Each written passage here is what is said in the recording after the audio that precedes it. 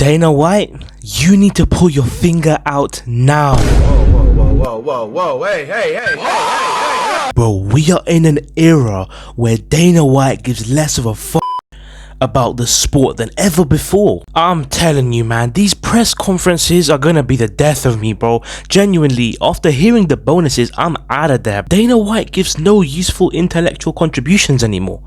These questions that he's getting, I can answer them better than him. I think he may have actually devolved into an NPC, the way that he dishes out these two exact same responses in every press conference. Number one, when someone asks him, oh, what do you think of this fighter's performance? Yeah, man, it's an amazing performance, man. It was incredible. Yeah, incredible performance. Cheers, mate. And response number two, when he's being asked about whether a fight's gonna happen, whether, you know, for example, Islam versus JDM's gonna happen.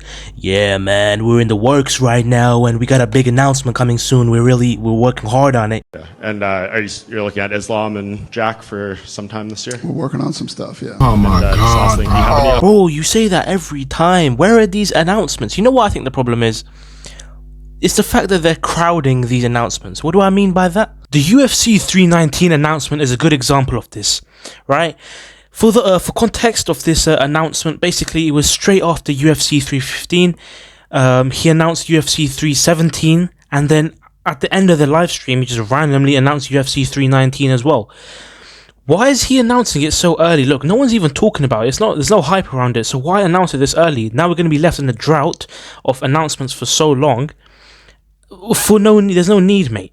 He should have announced this just before or just after UFC 317. Am I the only one that thinks this?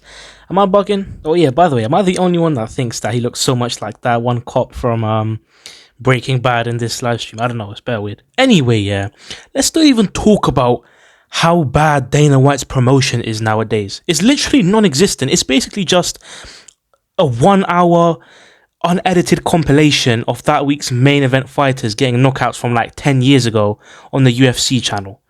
Dana White doesn't even mention it unless it's the announcement. And, you know, he can be doing so much more with the resources that he has to promote these fighters. Instead, he's glazing Jon Jones. Yeah. And it's just futile, bro. Let me use this example of the Joshua Van compilation. To be fair, it did actually get quite a lot of views, but think about this from the perspective of a non-UFC fan. If you don't even know who Joshua Van is, why would you watch this video? There's no reason to watch it. It's 1 hour, 20 minutes long. Like, no one's watching this if you're not a UFC fan. This does not bring new fans to the sport. I don't understand it. Like, if I was a non-UFC fan and I saw this, bro, I am not watching this. Ain't nobody got time for that. And obviously the main talk of the town, the boxing, Terence Crawford versus Canelo. Why is Dana White even involved with this? Okay, his main focus should be the UFC and the UFC only. Now, to be fair, I think people are going a bit overboard with this, saying like, oh, he's gonna quit UFC. Like, he's not quitting UFC, but his focus should not be on this fight. He should not be focusing on promoting this fight when he should be promoting other fights. Now look, I'm not going to pretend like I was a fan of the UFC back in Dana White's heyday, but I'm not going to act oblivious to his tomato red face ass screaming when he was announcing Conor McGregor that one time. But then, bro, when it comes to Power Slap, oh my, then he gets amped up, bro. That's where the real show's at, man. We started this 13 months ago. This thing has 13 million followers on social media. Take every sport on earth, combine all their numbers together, and multiply it by 4. Power Slap beats it. Dana. It just doesn't though, does it? Yeah, I'm gonna be so real. I don't know where he's getting these stats from. Whoever's working in the statistics team, You're fired. and it's not even like Dana White's statistics are anywhere close to the actual numbers. He literally said the Power Slap has 13 million followers on Twitter. We look at it, yeah, bro, that's not 13 million. The only thing I've ever seen online remotely close to Power Slap is this stupid TikTok AI trend where it's like they're dancing and he says, can I join? And he slaps him. To be honest, I doubt that's Power Slap. It's probably not even Power Slap. It's probably some like underground Chinese organization. Alright, anyway, enough yapping about that, bro. Let's talk about this. This is probably the main reason why Dana White is being criticized right now. Tom Aspenel versus Jon Jones. Option for you guys, or are you fully focused on Aspenel? Yeah. Stop the cap. It's his fight. Listen, you can't make people fight. If John doesn't want to fight, you can't make him fight. Bro, what the hell do you mean? If John doesn't want to fight, we can't make him. Strip him. I know you guys already be doing that behind closed doors, but come on, bro. This guy's got such a smug tone, like he's glazing John in like a subtle way here. And do you guys want to know what's worse? His flipping reaction to the petition. Thing on John Jones. Did you see the petition online from the fans? Yeah. What did you just make of that? How many fans are there worldwide now? Like, what's the number? It's like 400 million or something like that. Yeah, 130,000 people want to see him stripped. Sure. Yeah. Not enough. No, I'm not saying that. It's kind of silly. Bro, what kind of argument is this? Like, oh my day, I'm sure that, yeah, if you made all 400 million, there's 100% not 400 million active UFC fans, but let's say there was.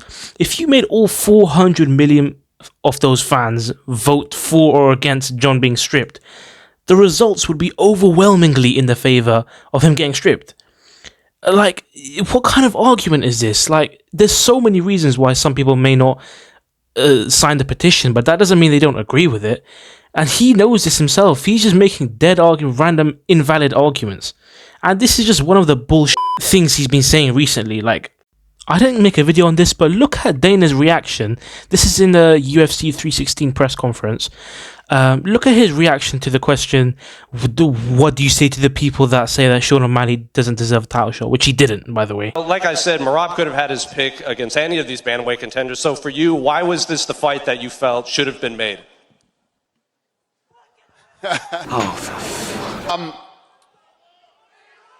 This is the fight that people wanted to see. Why the fuck you lying? Why you always lying? You're lying. You are a liar. You may be able to fool the casual UFC fans with this, but not me, man. No one wanted this fight. Sean did not deserve this fight. And hey, in the actual fight, look what happened. Sean's been off since UFC 306, so what, almost a year? And he gets submitted by Morab. Yes, finished by Morab Dvalishvili. That's like getting finished by Bilal Muhammad. In fact, that's probably worse, because I think Bilal actually has more finishes than Morab. It's so obvious he's only in it for the money. That's all he cares about, not the fans. It's just that, you know, that he gets his paycheck at the end of the day. Anyway, yeah, I haven't actually made a video about UFC 316, but man, what a performance from Morab. This guy is literally the machine, undisputed GOAT of bantamweight. It's solidified now. Listen, I was saying he was the flipping GOAT of bantamweight even before he defended against Umar. Now that he's got Umar defense under his belt, now that he's got the Sean O'Malley second defense under his belt, 100% he's the GOAT of bantamweight. And to be honest, you know, he's making his way up to the GOATs of the sport if he, you know, gets a few more wins up there. So yeah, that's me done about Dana White. Look, let me say this, yeah, I'm not trying to disrespect Dana. I know the way I've probably made and edited the video makes it sound like I'm trying to, you know, take the mick out of him, but obviously I understand he's got a hard job already as it is, and now I'm sure the fans getting onto him doesn't help. But come on, man, if we don't say something, we're gonna have to become accustomed to these terrible decisions that the UFC are making. You know, I think Dana has done enough for the sport. He can go retire and have a, you know, good life and watch the sun set on the flipping Spanish beaches and stuff like that. Anyway, I'm yapping. I'm done, man. We got Buckley versus Usman later today. These are my predictions if you're interested. You know, I haven't been making videos, but I've still been making predictions. My UFC 316 predictions weren't bad, to be fair. I went 10-3. I'll update the predictions leaderboard. And yeah. So with that being said, make sure to like, comment, subscribe, and please share with anyone that you think may enjoy the video, just because I am a small creator and it would help a lot. Comment section down below, you guys tell me your thoughts. Tell me, was I correct? Was I too harsh? And yeah, I'll see you guys next time. Safe.